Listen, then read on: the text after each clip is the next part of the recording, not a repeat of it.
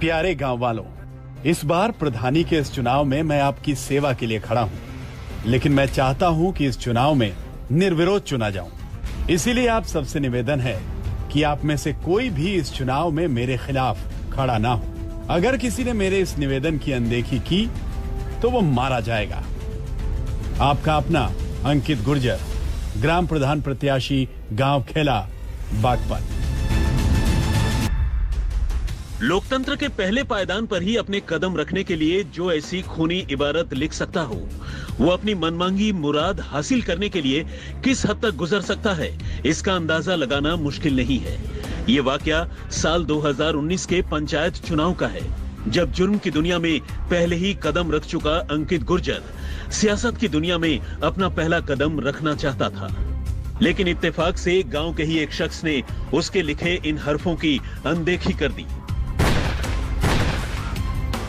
और फिर उसका वही अंजाम हुआ जो इस पोस्टर में लिखा था।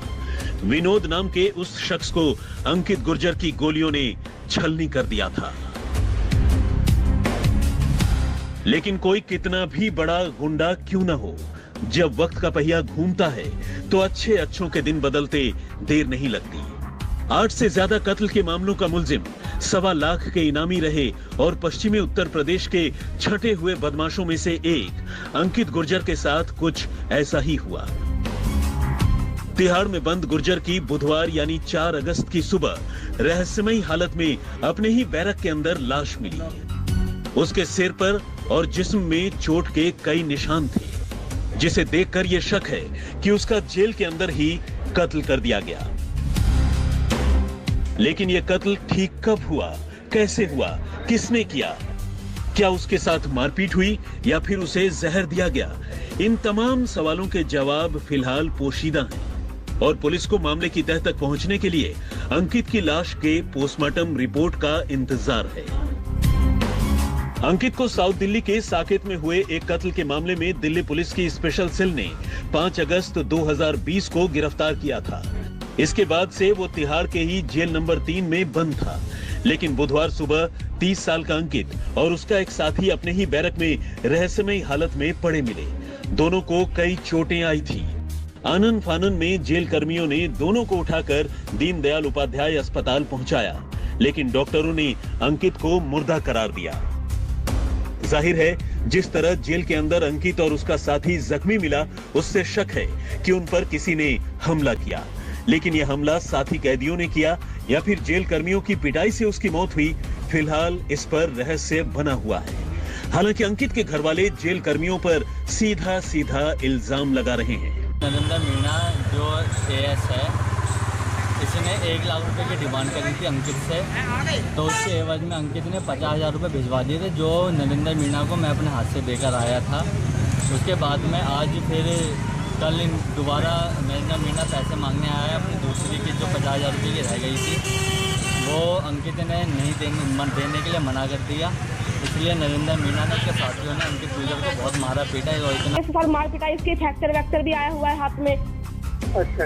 उसके फ्रैक्चर आया हुआ है, चोट वोट लगी हुई है। सर, हमको मेडिकल रिपोर्ट चाहिए, मेरे को, हमारे भाई की। चाहे वो किसी चीज में बंद हो, लेकिन कानून के हिसाब से वो जेल में बंद है ना, अभी कुछ तो नहीं कर रहा। लेकिन अब ये थोड़ी ना है कि उसके साथ ऐसे बदसलूकी होगी पैसों के लिए। चलो ठीक है, तो आ जाओ आप, कल कंप्लेंट भेजो, आपको दे देंगे सारी चीजें जो भी तो हो गया।